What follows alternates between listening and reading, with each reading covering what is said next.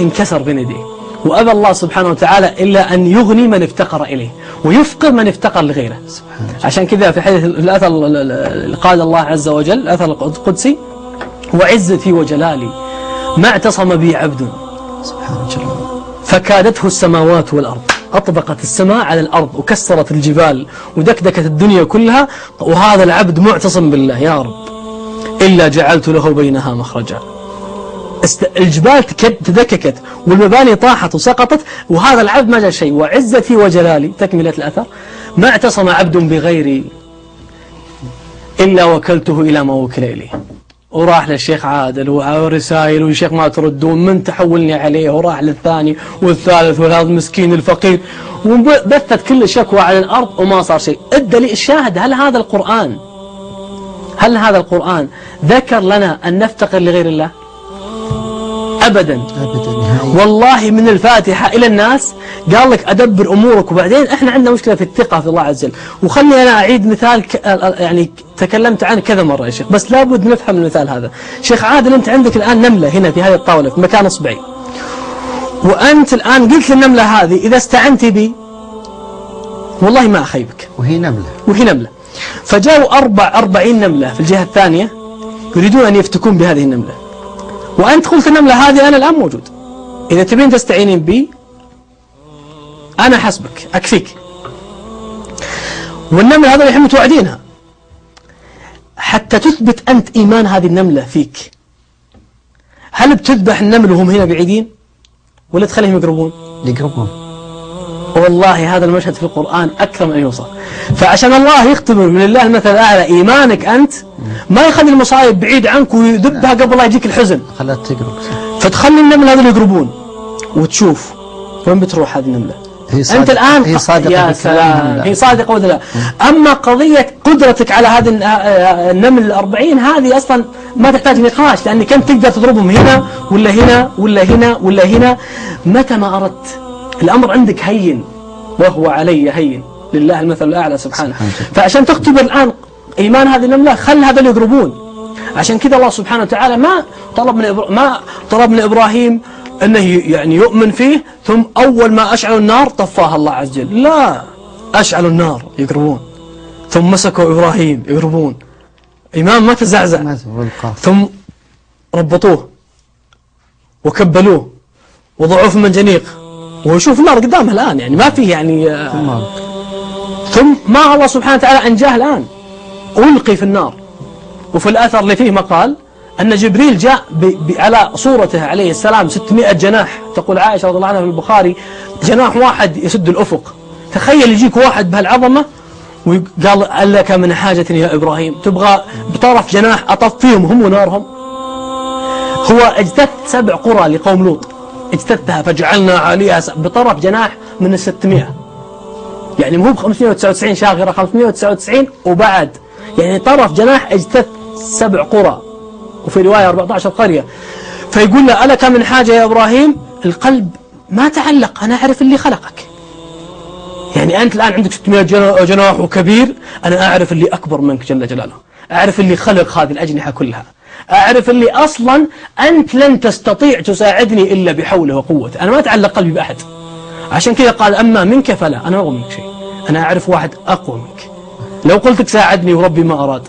يعرف عبدا مملوكا لا يقدر على شيء، ويعرف هل يستويان مثلا، يعرف من يطلب، فقلبه ما تعلق بأحد أقل من الله عز وجل أبدا.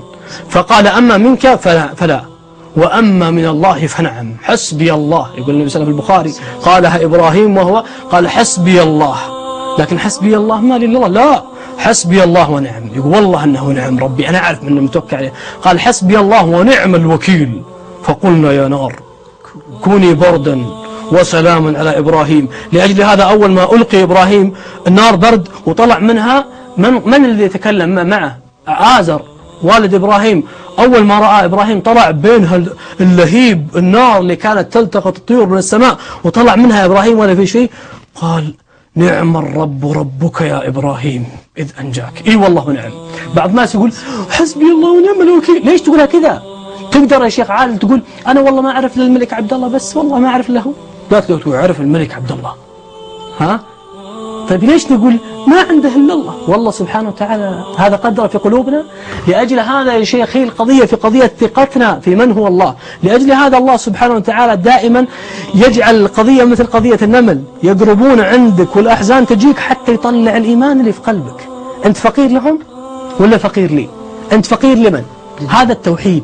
لكن من هو يا شيخ اللي يقول الكلام هذا ويسويه؟ هي القضية هنا. ولا اليوم أقرأها والله في الجامعة أقول سبحان الله في سورة الكهف، يعني أطفال فتية 13 إلى 20 أطفال، يعني 13 أعمارهم سنة وطالعين، شوف أغنياء هم، أول ما طلعوا قالوا ربنا آتنا من لدنك رحمة. الحين لا مسكن ولا بيت ولا يدرون يروحون، ناس مطاردين يذبحونهم، ما في شيء يعني. آتنا من لدنك رحمة وهيئ لنا، والله ما ندري هم بيصيدوننا الحين ولا بعد شوي ولا بيقطعوننا ولا بيصلبون، ما ندري، لكن والله طلعنا لك يا ربي، ربنا آتنا من لدنك رحمة وهيئ لنا. أنت اللي وحدك سبحانك تقدر تهيئ لنا من أمرنا رشدا. الآن يا شيخي هم وينهم؟ في الكهف. فسبحان الله أنت لا بغيت تحمي ناس بتحطهم في مكان، آخر مكان بتحطهم فيه الكهف. ليش؟ لأن ما له باب. يعني هذه مصيبة أصلا، يعني الكهف خطر. وشوف الله عظيم إذا أراد أنه ينجيك ما يجعلك في ظروف زينة، يجعلك في ظروف أسوأ الظروف في العالم عشان يثبت سبحانه جل جلاله، يطلع يعلمك أنت وثقت بمن. فأنت لو بتحمي ناس لازم تحطهم مكان لازم فيه باب، لازم. ليش؟ أقول لك ليش يا شيخ عادل حطيتهم؟ عشان يطمئنون، عشان يطمئنون، وبالذات عشان إذا ناموا ما حيدخل عليهم وهم نايمين. الله عظيم يقول أنا بحطهم في مكان ما في باب وبخليهم ينومون، واللي يقدر يجيهم. لا إله إلا الله، لا إله إلا الله.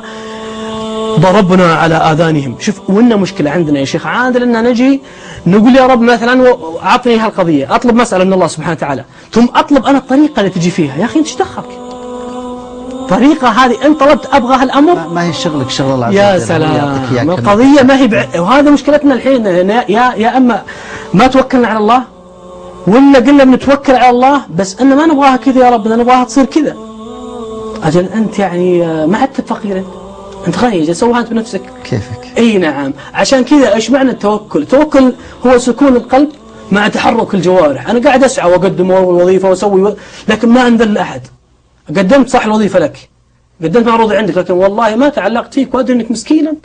إذا ما أمرك ربي ما بتمشيها. يعني 13 معروض يقدمون يقبل منها 2، والله أن 2 ذولي والله أن يوقع لك عقد ولا ترقية في الأرض حتى يأذن فيها الملك اللي في السماء والله.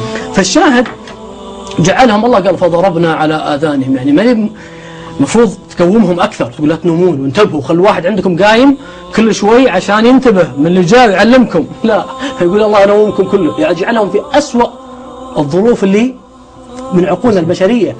وكيف يعني نايمين؟ على الأقل ما حط لكم واحد الباب إذا جاء قومكم. لا، اللي حافظهم رب العالمين. لأجل هذا قال الله عز وجل إنهم فتية آمنوا بربهم وزدناهم هدى وربطنا على قلوبهم إذ قاموا فقالوا. مو قالوا فقاموا، احنا نقول الله يهدينا بس ما نسوي شيء، لا، هو لازم أن تسوي بعدين تقوم. الآن ايش اللي صار يا شيخ عادل؟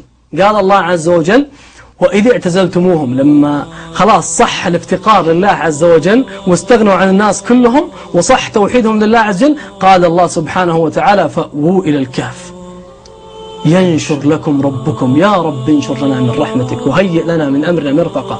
ينشر لكم ربكم من رحمته ويهيئ لكم من أمركم مرفقا. وترى الشمس بدأت من نشرت الرحمة. إن وين نشرت الرحمة في بيوتنا؟ من منا دعا في بيته يا رب انشر لي من رحمتك ولأهلي وهيئ لنا من أمرنا مرفقا. فلما يشير في الكهف لن آخذ كلام طويل وأعيد كلام معيود حتى أجزاء يا شيخ. وترى الشمس، أنت لو تبغى تنور على ناس في الكهف بتجيب لمبة سراج. هذه الشمس. إيه، إذا افتقرت لبشر بيعطونك أكثر شيء سراج ولا لمبة ولا كشاف. لكن رب العالمين جعل الشمس تزاور في قراءة وتزور في قراءة وتزاور عن كهفهم ذات. صارت القضية الآن الشمس تعاملهم معاملة غير الدنيا كلها. لا إله إلا الله.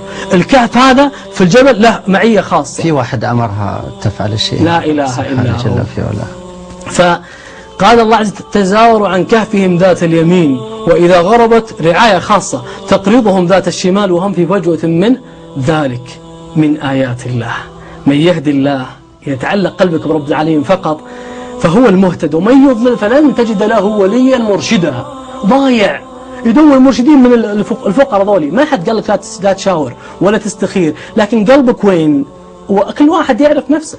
يعني قلبك هو أول ما تجيك مصيبة يا شيخ عابد وين تروح؟ أول ما تجيك جاك خبر الآن في مشكلة في حادث من أول واحد الواجب لله عز وجل. أيوة، لكن هل هذا هو الواقع؟ لا. لأجل هذا الله سبحانه وتعالى لما دبر بس شيخ بالحسن وقصص كثير، بس أتوقع نحن مبالغين في هذا الكلام. نقول الآن للمشاهدين نحن نعلقهم بالله عز وجل. جتكم مشكلة جتكم مصيبة، حتى شيخ المرضى عشان تقنعني وتقنع المشاهدين معي، هل المريض المقعد أحسن مني حال وأنا صحيح معافى متعلق بالمخلوقين أو بالناس؟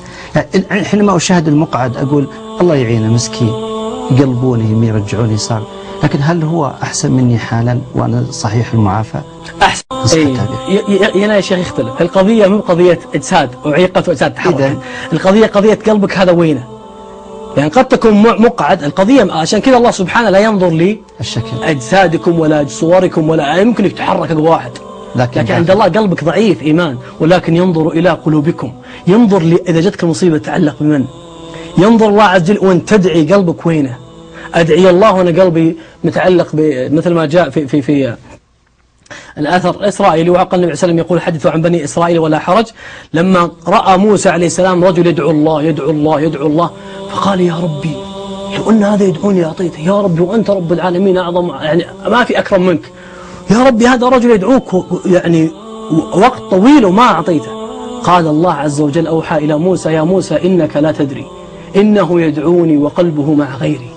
يدعيني ويقول يا رب وقلبه بس، هل أبو عبد الله بيوقعني لقرار الترقية ولا لا؟ عرفت عليه شيخنا؟ فهنا هذه القضية عشان كذا أحسب الناس وأن يتركوا أن يقولوا آمنا وهم لا يفتنون. يقول والله لا أخليك مثل ما جتها النملة وخليت النمل يقربون من عندها لين تنافضت في ناس لا هادي. عشان كذا هذا أجل مع الأسف شيخ محسن وصراحة يا أخوان كلنا فاشلين يا جماعة الشهوات. عشان كذا الله عز وجل مو كلنا، لأنه في الجملة أحسنت، لأن الله عز وجل يقول أكثر الناس. إذا كان هذه مصائب وغصب علينا ورحنا للناس، ايش يقول في الشهوات اللي بين أيدينا والباب مغلق ولا حد يطلع عليه إلا الله عز وجل. عشان كذا هذا يحتاج إلى قلب. عشان كذا يا حبيبي هو القضية قضية ترجع لإحفظ الله يحفظك، احفظ الله تجده تجاهك. لأجل هذا حبيبي الغالي الآن من اللي خايف؟ أصحاب الكهف ولا اللي يلحقونهم؟ اللي يلحقونهم. وجهة نظري في إذا كان هناك يعني نتيجة. صح. شوف الله كيف يقدر يقلب الأمور كلها. قال لو اطلعت عليهم. شفت كيف؟ من اللي خايف الحين؟ شوف يعني أنت لا تتصور بعقلك الصغير نتائج هذا عقل وقدرة الله. اي نعم هذا العقل الصغير الفقير للناس، اما الفقير لله عز وجل يعلم انك ما في يدك شيء، الامر كله لله عز وجل، ما عندك. عشان كذا الناس الان اصحاب الكهف خايفين، بس تعلقوا بمن؟ بواحد، تعلقوا بالله عز وجل فنومهم. خطير الوضع هذا، نايمين يعني سهل تقبض عليهم، وحطهم في كهف ما في باب سهل تقبض عليهم، وخلى اللي يقرب من عندهم لو اطلعت عليهم لوليت منهم فرارا ولا ملئت، وفي قراءة لملئت منهم رعبا. فالله قادر يخليك اللي أنت خايف منهم يخافون منك، لكن أنت وين تعلقت فيه؟ تعلقت بشر بشكواك بتطول وقضيتك بتطول، والله ما بتحصلها. عشان كذا الحين هم خايفين، ثم بعدين هذا الخوف الآن شوف الله كيف يقلب القضية. خافوا منهم اللي هم خايفين منهم، عرفت علي؟ وبعدين الأمر الثاني ماتوا اللي كانوا مهددينهم بالقتل. سبحان الله. يعني لاحظت يا شيخ قال الله عز وجل نعلم أي الحزبين أحصى لما لبثوا أمدا. فهم خايفين يقول وليتلطف ولا يشعرن بكم أحدا إنهم إن يظهروا عليكم يرجموكم. أشنع قتلة. هنا ما علقوا بعدها، شوف جمال القرآن، ما علقوا قال يرجموكم تموتوا، لكن شوف الكلام اللي بعدها قال أو يعيدوكم ثم يعلقون قلبكم بالفقراء. لكن هنا بعلقوا قالوا والله لو تعلقت قلوبكم بالفقراء ولن تفلحوا إذا أبدا. يقول نموت نرجع معلش، لكن يتعلق قلوبنا بأحد نرجع. هؤلاء قوم اتخذوا من دونه آلهة، يعني متعلق قلوبهم بأحد ثاني. هذا ساجد عند قبر وهذا ساجد عند واحد وهذا راح عند سيد وصالح وأولياء. أنا أروح للعظيم سبحانه وتعالى، عطني أحد